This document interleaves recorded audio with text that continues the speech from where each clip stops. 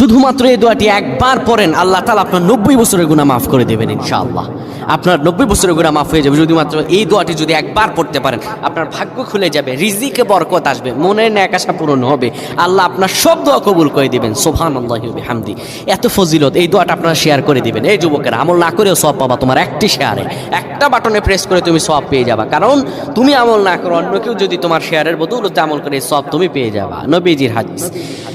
আমার ভাইয়েরা, আল্লাহর কাছে দোয়া করা, আল্লাহর কাছে দোয়া চাওয়া, এটি হলো মুমিনদের কাজ। আমার আল্লাহ বান্দাকে বলেন, বান্দারে উদউনি আস্তাজিব লাকুম, আমার কাছে চাও, আমার কাছে চাইলে আমি আল্লাহ তোমাকে দিয়ে দিব। কেউ যদি একবারে দোয়াটি পড়তে পারে, দোয়াটি হলো রব্বি ইন্নী যালামতু নাফসি ফাগফিরলি। কেউ যদি এই দোয়াটা একবার পড়তে পারে, আমার আল্লাহ তাআলা তার 90 বছরের গুনাহগুলো মাফ করবেন। কবিরা গুনাহ নয়, সেটি হলো সগীরা গুনাহ।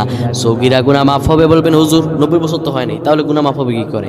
আপনার যত বছর হয়েছে তত বছরের সগীরা গুনাহ মাফ হবে, আর বাদ বাকিটা কাউন্ট করে আপনার আমল নামায় নফল নামাজ, নফল আমলের সওয়াব আল্লাহ তাআলা আপনার আমল নামায় দিয়ে দিবেন।